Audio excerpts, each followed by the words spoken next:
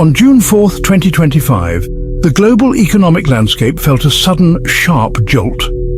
President Trump announced a dramatic increase in tariffs on imported steel and aluminum, raising the rate to an unprecedented 50%. This move, doubling down on previous trade protectionist policies, was presented as a necessary shield for American industry.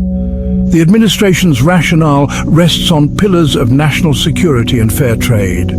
They argue that foreign competitors, particularly China, have flooded the global market with cheap metals, undermining US producers and threatening the nation's ability to forge its own materials for defense and critical infrastructure. The policy aims to make American-made steel and aluminum more competitive, encouraging companies to buy domestic and, in theory, revitalizing a core sector of the US economy.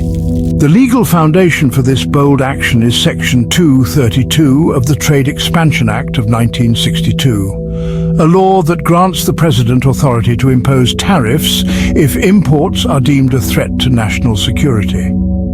Proponents, like Kevin Dempsey of the American Iron and Steel Institute, champion the decision as a long-overdue defense of American workers and manufacturing prowess. They paint a picture of foundries roaring back to life and a nation regaining control over its industrial destiny. For them, this is not just an economic policy, it is a declaration of economic independence.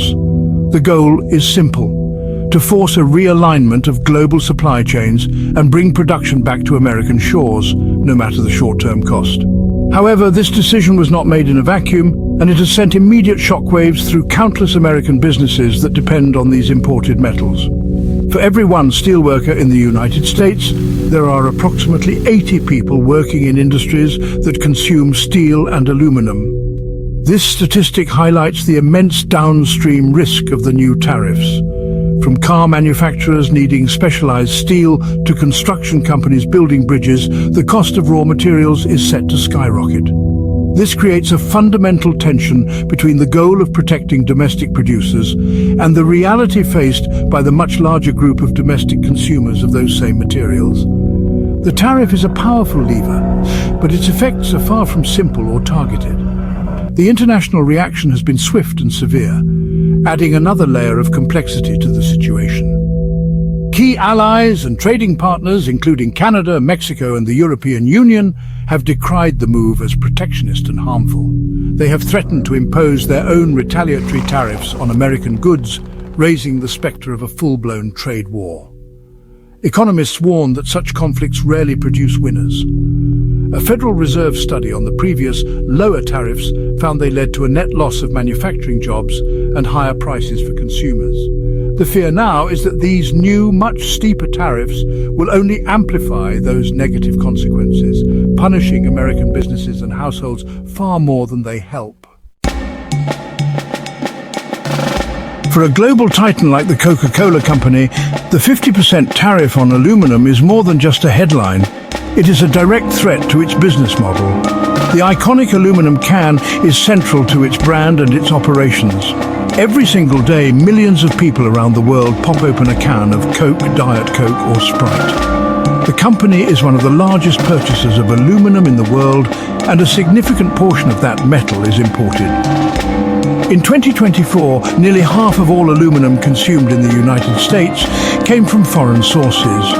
This heavy reliance on imports means Coca-Cola cannot simply absorb such a massive and sudden cost increase without significant consequences for its bottom line. A major part of the problem for Coca-Cola is where its aluminum comes from. Canada has long been the primary supplier of aluminum to the United States, providing a steady and reliable source of the lightweight metal.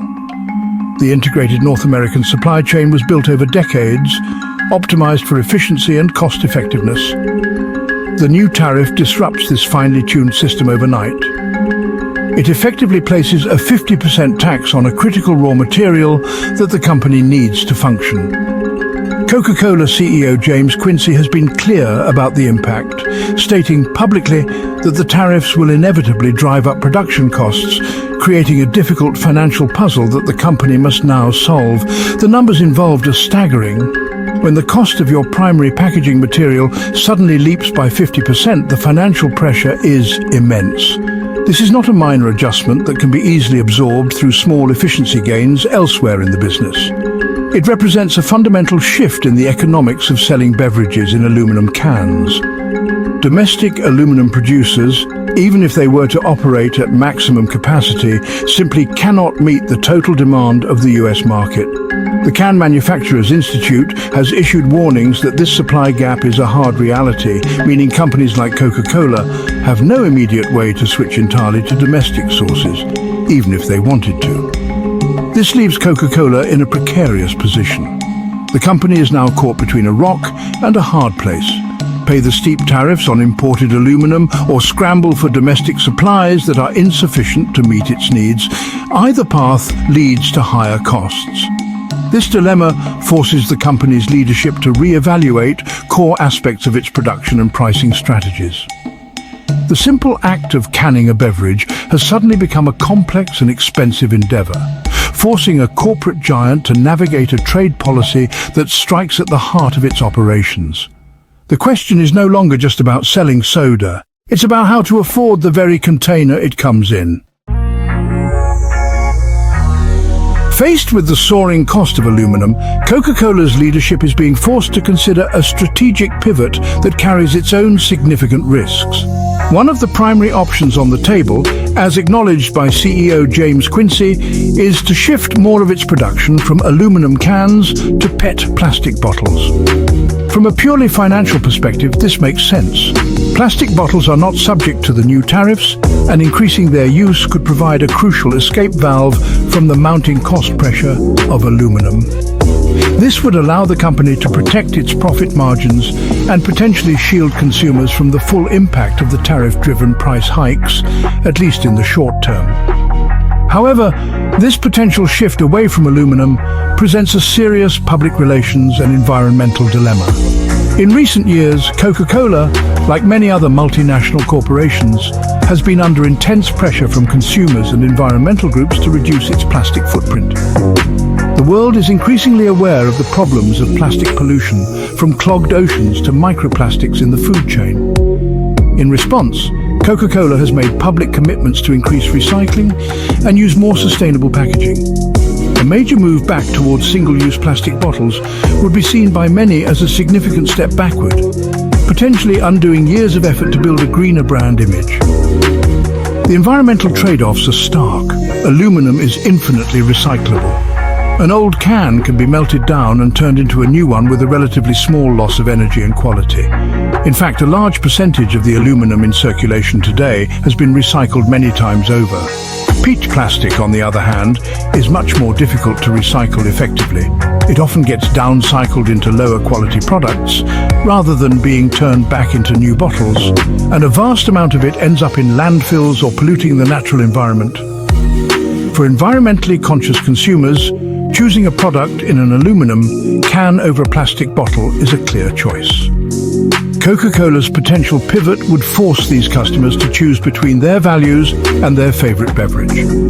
This leaves the company navigating a treacherous path between economic necessity and corporate responsibility. If it absorbs the tariff costs, its financial performance suffers. If it passes the costs to consumers, it risks losing sales. If it shifts to plastic, it risks a major backlash from a vocal and influential segment of its customer base. This is the unenviable choice that the new tariffs have created. The decision James Quincey and his team make will not only affect the company's balance sheet, but will also send a powerful message about its priorities.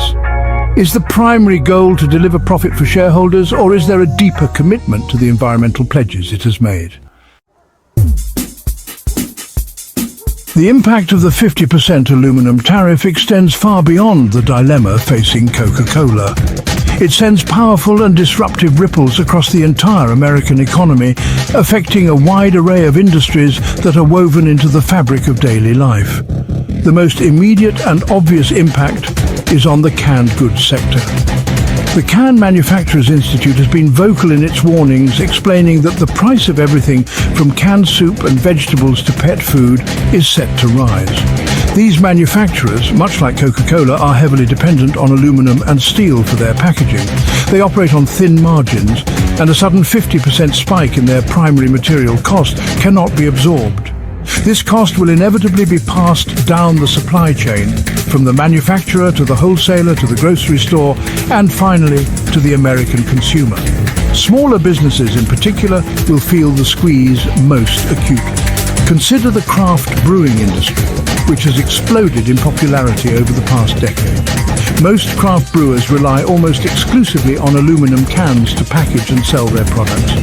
Unlike a massive corporation like Coca-Cola, a small local brewery has very little leverage to negotiate prices or the ability to absorb such a dramatic cost increase. This tariff could be an existential threat, forcing them to raise prices significantly or, in some cases, risk going out of business entirely. The shockwaves also hit heavy manufacturing industries hard. The automotive sector, for example, uses specialized types of steel and increasing amounts of aluminum to make vehicles lighter and more fuel efficient. Many of these metals are imported because domestic mills do not have the capacity or technical ability to produce them at the required scale. The tariffs mean that the cost of building a car in the United States will go up. Similarly, the energy sector, which relies on imported steel pipes for drilling and transportation, will face higher operational costs. This can lead to higher prices at the gas pump and on utility bills, creating a cascading effect that touches nearly every American household. The core issue is the fundamental mismatch between domestic supply and national demand.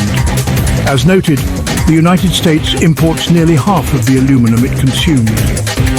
The Aluminum Association has repeatedly stated that domestic smelters, even running at full tilt, cannot close this gap. This means that for the foreseeable future, American companies have no choice but to continue importing a significant amount of aluminum and steel, and therefore no choice but to pay the 50% tariff. The policy, intended to protect and grow domestic production, ends up acting as a widespread tax on American manufacturing, with consequences that ripple through countless sectors of the economy. Looking ahead, Coca-Cola and other companies caught in the tariff crossfire are pursuing a multi-pronged strategy to navigate the turbulent waters. The most immediate and likely outcome for consumers is higher prices. While no company wants to be the first to raise its prices, the economic pressure is becoming too great to bear. James Quincy has already signaled that modest price adjustments are on the horizon. This means that the cost of a six-pack of Coke, a can of soup, or a case of beer is likely to creep upward on store shelves across the country. The tariff, levied at the port, will ultimately be paid by the American shopper at the checkout counter. Beyond raising prices, companies like Coca-Cola are actively engaging in a battle for influence in Washington. They are deploying lobbyists and joining industry coalitions to advocate for tariff exemptions or a complete reversal of the policy. Their argument is straightforward. The tariffs are doing more harm than good to American businesses and consumers. They will present data showing the negative impact on jobs, investment and inflation, hoping to persuade policymakers that the unintended consequences of the trade action outweigh its stated benefits. This creates a high-stakes political showdown between the administration and a broad swath of the American business community, from corporate giants to small family-owned operations. Internally, companies are also scrambling to reconfigure their supply chains, a complex and time-consuming process. Coca-Cola is exploring every available option to source more aluminum domestically, but as has been made clear, this is a long-term goal, not a short-term fix. The shift to alternative packaging, like PET plastic bottles, remains a contentious but necessary consideration. This strategic re-evaluation is happening in boardrooms across the country. Businesses are being forced to make tough decisions about where to source materials, what products to prioritize, and how to manage costs in this new and uncertain environment. These decisions will shape the United States manufacturing landscape for years to come. Ultimately, the future is uncertain for both corporations and consumers. If the tariffs remain in place, they could lead to a sustained period of higher prices and strained supply chains. They may also accelerate a shift away from aluminum toward less environmentally friendly packaging, creating a conflict with sustainability goals. For the average person, this complex geopolitical issue will be felt in a very simple way: a higher cost of living. The price of everyday goods will reflect the cost of this trade policy, forcing families to make difficult choices in their own budgets. The Great Tariff Tango of 2025 has just begun, and its final steps remain to be seen.